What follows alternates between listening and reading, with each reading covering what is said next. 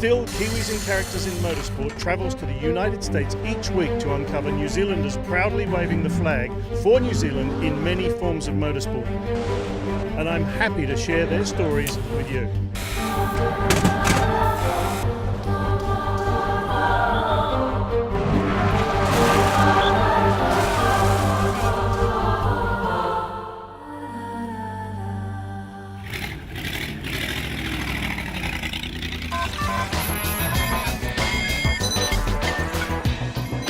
Hello, I'm Bob McMurray, standing in front of the Pagoda building at the Indianapolis Motor Speedway, one of the world's best known racetracks. Welcome to the first show in the Still Kiwis and Characters in Motorsport series. Over the next few weeks, I travel from the west coast of America, through the Midwest and to the northern states to uncover Kiwis, known and unknown, and find the Still Kiwis and Characters in Motorsport.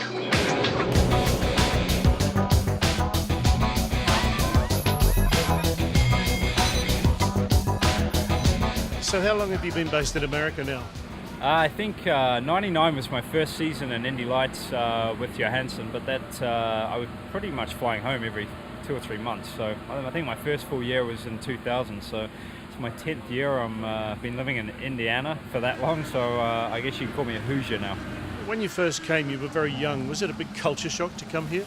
Yeah, it was definitely different. For me, I started racing obviously very young, and then moved to Australia when I was 16 and lived in Melbourne for 2 years, and then officially moved to America when I was 18 or 19. So it was definitely a big difference from little old Auckland and living in Melbourne, and just the lifestyle and all the differences, especially Indianapolis. It's a Midwest town, very flat. I was there when I first moved. There was not much going on. Even I lived downtown, and nobody was walking around, so it was kind of strange. And the weather obviously is totally different. So it was a big difference, but had a tremendous amount of support from the team, but also my family. How did you cope with the food, the cooking, the supermarket shopping? I think probably the dinners were not exactly what you should have or should eat, and I've definitely become, I think, from those years, a fan of Taco Bell, which is probably the cheapest fast food meals you can buy in America. But going back to those days, for me, there was I think 3 or 4 Kiwis on the team at Johansson's at that time, with Anton Blair and Kane Williams. So they were always very kind to help me out, and I think I spent probably my first 6 months sleeping on Blair and Anton's couch at their apartment. So I probably didn't really use mine too much. But isn't Taco Bell still a favourite of yours, I hear? Yeah, it is. I pretty much try and have Taco Bell every race weekend on the Thursday before the race. I have my Gordita Crunch with some hot sauce and things like that. It's definitely the meal I like.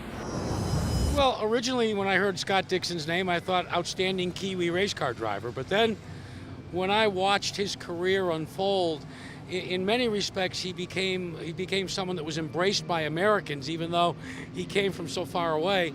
And I think all of a sudden we kind of look at him now, with all of his success, kind of as an adopted American, even though we know he has his Kiwi roots.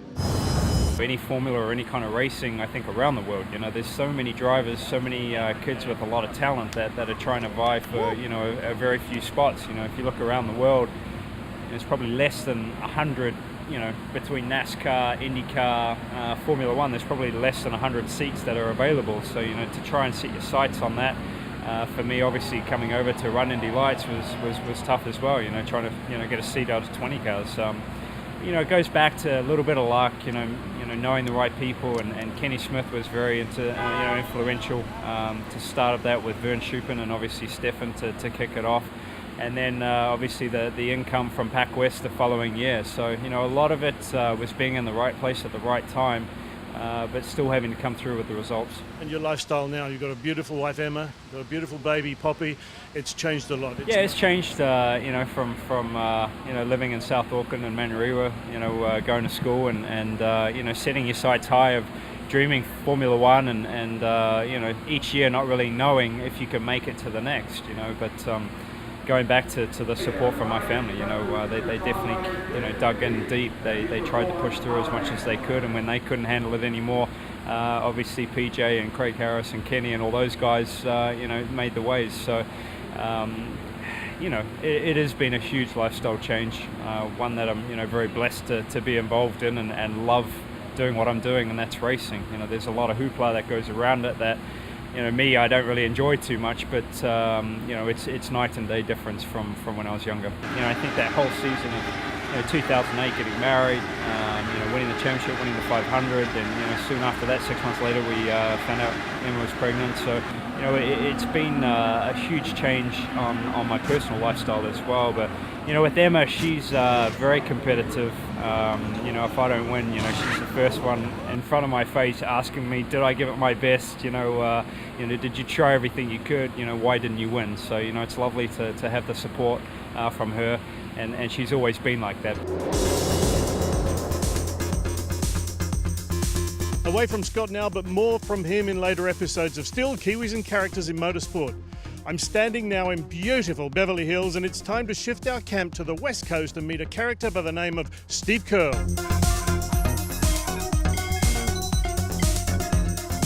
Steve, Kiwi Shipping and Maine Freight, how did you come to start it? Oh, we started originally by just contacts with friends, moving cars backwards and forwards, and helping them out, moving back forwards to New Zealand, and it just built up from that.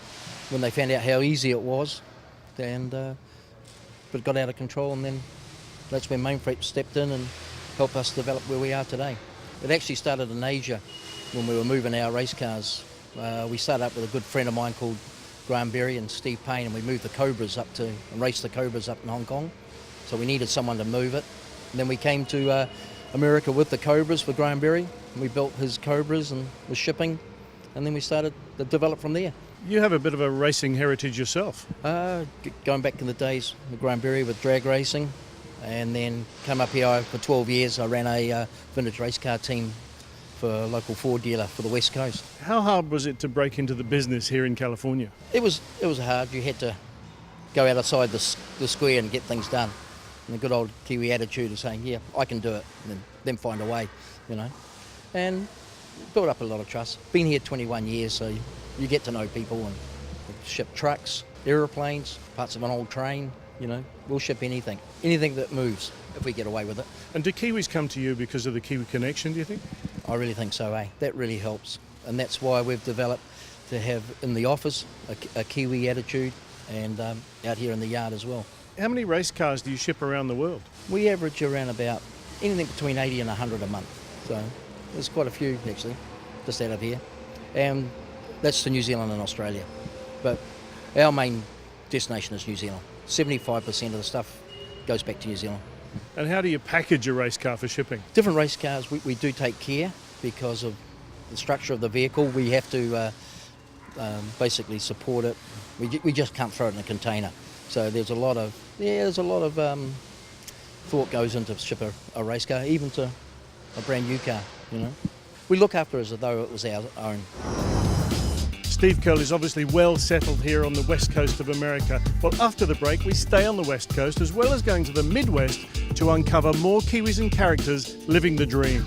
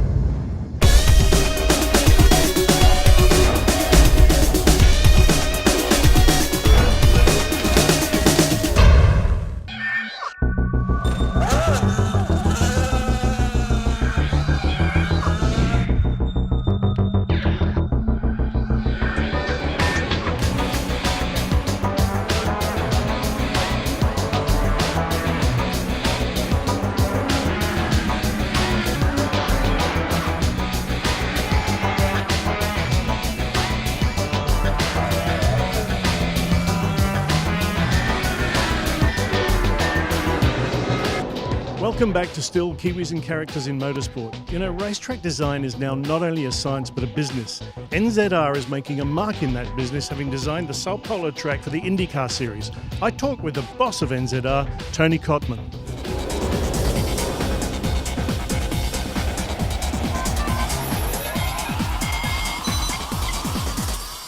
NZR Consulting is a circuit or a racetrack design company, and what we do is we design racetracks around the world, either temporary, ovals, speedways, permanent road circuits. There's not a lot of people that do it, particularly in the US, so it was an opportunity to start a business. Temporary circuits are my favourite, very challenging, but as you know, there's a lot of issues that can creep up, and there's a lot to work around, traffic and other things. I've got 3 or 4 actually going right now. Have a project in China, which is a street race. A project in Oklahoma City, which is a sports car race. It's a downtown, a temporary circuit. Looking at an IndyCar venue in New York, and another temporary circuit in Quebec City. How did you get from being a kid in New Zealand to sitting where you are today, FIA commission and all the things you're doing? Obviously, first of all, very lucky. I started out in a small garage in a country town in Tikawara, and ended up having to go to Auckland to find more work because the farming community kind of was in a bit of state of flux at the time. Was very lucky with the guy I worked for there, helped me get to the US, gave me some contacts, got into open wheel racing. Had a choice of open wheel or rally, actually. I chose open wheel. I'm a Formula One fan, so I didn't know a lot about it, but I obviously had already followed Formula One, and just progressed over the years. I was a mechanic and a team manager, and ended up getting into the series side of things, and running a couple of series, Champ Car, and got a good position at the IRL, and led me to where I am today. Everybody wants to work for themselves, I think, or most people do. So I would say a lot of hard work, but a lot of luck. It took a long time. Been in the US 22 years now, so it's taken quite a while to get to here, but hey, I'm still relatively young, I got time. One key thing that I really want to remain focused on is diversity. I don't want to be stuck in one area. The problem with racing is it's always evolving. What things that may have been prominent a year ago are not anymore. And as long as your company can evolve with it, I think we'll be fine. I think we need to just broaden a little bit. There's a couple other areas that I'm interested in within racing. I just don't want to concentrate only on circuit design, although that's a majority of our business at the moment. But we'll see where it goes. I think just be open to what comes up. Things come up all the time. We're approached weekly on a number of new ventures. Some of them are interesting. Some of them, I really have no interest in. But I'm just waiting to, I just want to get a ride on the America's Cup boat or something like that. That's my long-term goal.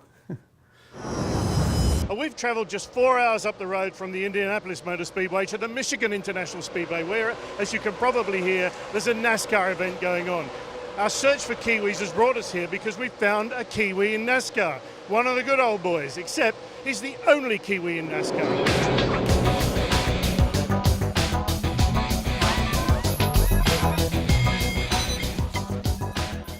Kevin Duncan, a Kiwi in NASCAR. There's not too many of those around here, are there? It's a pretty rare deal, that. But I enjoy doing this. It's a good time. How long have you been in NASCAR? This is my 10th year doing this NASCAR series here. So let's establish where you're from in the first place. Whereabouts in New Zealand? I grew up in a little town called Gordonton, on a farm just outside of Hamilton. And what brought you to America? How do you just come into NASCAR? Yeah, it's a long story. I come over here just for like a tour around and see what's going on, and I did a little bit of dirt bike racing, and I built shocks for dirt bikes, and I eventually getting into shocks and car racing, and then eventuated to this. But you did other forms of racing before this? I was a mechanic in New Zealand, and I come over here to ride dirt bikes basically, and specialised in shocks. I've built shocks a lot, so that's what I kind of specialise in now. What do you actually do with the shocks and with the cars now? Okay, I'm in charge of the shock side of it, which helps control the way the driver feels and how the car rides over the bumps. So if they need any kind of changes, I can make the changes internally with the shocks and get the car feeling the way it needs to be for the driver at that particular track. So do you get guys specialising in different areas of the car, or is a mechanic a general mechanic on a NASCAR? Every job has its specialty. Like we have a tyre specialist, shock specialist, front end mechanic that specialises in just the front end part of the car, the rear end guy that controls all the stuff that goes on at the back of the car and underneath the car, an engineer, and a crew chief, which is the boss of all of us. We all specialise in our areas. We're all mechanics basically, but we all branch out and specialise in our own areas. And during the race, do you actually work on the cars during the race, or is there a different crew that comes in for that? There is a different crew that flies in on Sundays just to pit the car, but I actually pit the car as well. I'm the rear tyre carrier, so I get to work on the car during the week and jump over the wall on Sundays, which is So when we see the race on TV, the rear right wheel is you. the rear tyre carrier, so I carry the rear tyre out, put the rear tyre on the right side, then we run around to the left side, do the same thing. So yeah, I'm part of that as well. On TV, that looks like a dangerous occupation. Yeah, that's another specialty in itself. Just the pit crew guys pretty much trained for just that. How much does a tyre and a wheel weigh? Tyre's about 70 pounds, which is, I've got to get back to kilos. I've lost touch of the kilo side of it. I'd say about 35 kilos. You've got to be fit. Yeah, they work us out pretty hard at the shop during the week, and we practice 4 times a week and work out 3 times a week, so they keep us on our toes. This is where I work out of, and we can pretty much rebuild a car here with all the parts we've got. This is my workstation here, where I keep the shocks. These are the shocks that just come off the car. I want to go through them, get them ready to race, make sure there's no problems with them. It's my work area here. Got a dyno here that will run the shock and give me a graph, and these are all my spare shocks here. I've got shocks also in this cupboard here. Shocks, springs, anything we need for the car. Spare engine. You name it, we got it on a truck. And upstairs, like I said, we've got the spare car in case there's a problem, but we can't take that out of the truck unless we crash in NASCAR, say it's okay to take it off. I've got my locker here where I keep all my equipment for the pit stops on Sunday. And I got a little sticker on the back here. Keep all the American friends here I got that work with, keep them up to speed on sheep being man's best friend, and they all call me Kiwi, and no one knows me as Kevin Duncan, it's just Kiwi. So a Kiwi in NASCAR, what's it like? I mean, it's hard work, obviously. Yeah, it's definitely a lot of travel, a lot of work. I have to talk a little slower because a lot of people don't understand me, especially in the south, but it's a good time. I like it a lot. And you have your family here in the States with you? Yep, my wife Natalie, she's from New Zealand as well, and we have a son Kale, he's 5 years old. He was born in Hickory, North Carolina. Try and keep him Kiwi as much as we can, keep it real. So what does the future hold for you? I come over here to take 1 year at a time, and that was like 17 years ago, and I'm still taking 1 year at a time. So I try and get back to New Zealand every couple of years and keep in touch with family and friends, and I'll just go from there. And is New Zealand going to be the last place you go to? Oh yeah, I always look at New Zealand as home, even though I've been over here this long, and I'm actually building a place in Tairua at the beach now, so that's definitely going to be my retirement place. For Kevin Duncan and his driver Casey Kane, a good day at the office with a fine performance coming in second position. Kevin Duncan, our Kiwi in NASCAR, the only Kiwi in NASCAR.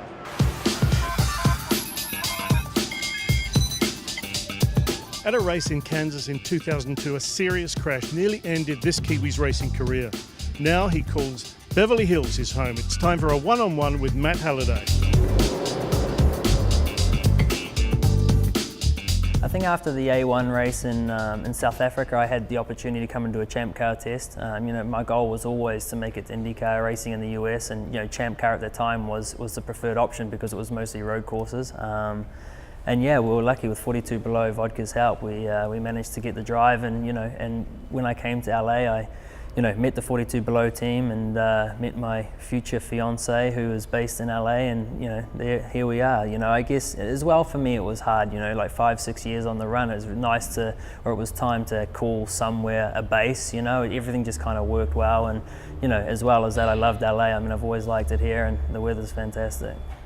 You're involved in 2 major series, international series in the world, the GT3 Cup, big series, and also V8s.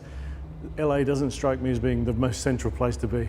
It was never the plan. The plan was always to continue IndyCar in 07, but it's funny, when Bacardi bought 42 Below Vodka, it kind of hindered my plan. While they were all happy, I was probably the only one that was a little bit, sad, because they didn't want to carry the sponsorship deal over, and our season got cut short, which was a big shame. But this is motor racing; we know how it works. From there, I had V8 deals, I had Porsche stuff, and just was trying to establish myself and look at other opportunities in the US. But it's definitely not easy with the recession coming. Really affected motor racing in the US, and my relationship with Colin Giltrap and with the Porsche brand dates back a long time. I've always continuously driven Porsches in between everything else, from A1GP to everything, sometimes running back and forwards all over the world. But I always had in the back of my mind this situation that you need to have a backup plan, and I've done a lot with Porsche. And when we jumped in the Super Cup last year, which was the only deal I had on the table that was worthwhile taking, we were straight away fast. It really helped Porsche notice me both in Europe and in America, and of course the Giltraps. Matt, you're a smart guy. There is going to be a life after racing. Are there any business ventures you're actually getting into up here? I've always had really good sponsors that have provided me opportunities. The guys that funded my career, Grant Baker in particular, was a really big mentor to me. And since I was young, just being around those guys, learning about business as well. Whenever they would come to races and we'd travel together, it was always a lot going on from a business point of view. And they've been very, very successful, both Grant and Jeff Ross also. And to follow those guys and look at what they do, and to be involved in the brands that they had built and that they are currently building now with Accoya candles, it's it's a great opportunity to keep some things happening away from the racetrack. It's important for every racing driver and every sports person, I think. So, we're working hard on maintaining relationships and working with brands here in the US. And when we're not busy with racing, we've got plenty else to keep us occupied. Do you get back to New Zealand very often? Oh yeah, I love going back to New Zealand, hence why I've done the Porsche Championship all over the summer. I've done 6 trips back there. I think in like 3 months. It was definitely tough at times, but to be honest, flying to New Zealand from LA is very, very simple. It's a great flight. I mean, Air New Zealand service down there is brilliant. It leaves late at night, arrives early in the morning, you sleep the whole way, and you're there. I mean, it's not a big drama. I love New Zealand. I love being back there at Christmas time in the summertime to see family and friends. And we have so many Kiwis coming through here in LA, and we're kind of like a gateway now to New Zealand, to America. So it's great. The more I've been here, the more I've realized there's a lot of things happening here, but in the motorsport world as well. I mean, Porsche Motorsport North America is based in just down the road in California, Southern California, and got a lot of people here. Stefan Johansson. I mean, I'm meeting racing people all the time, and it's quite a community of racing drivers here. So, I've lived in Indianapolis for 2 years. I don't need to be there again, I can tell you. California, the weather's good. Got some good friends, good people here, and this is where business is outside of racing. So it's all good. Standing here on Santa Monica Beach, and New Zealand is just out there somewhere. The people we've met today still call New Zealand home and are proud of that fact. They all fly the flag and are part of our still Kiwis and Characters in motorsport. On the next show, we meet IZOD IndyCar Series brothers Anton and Blair Julian from New Plymouth. And we touch base with our adopted Kiwi Marcus Ambrose as he tackles the demanding NASCAR series, plus others we find along the way on Still Kiwis and Characters in Motorsport.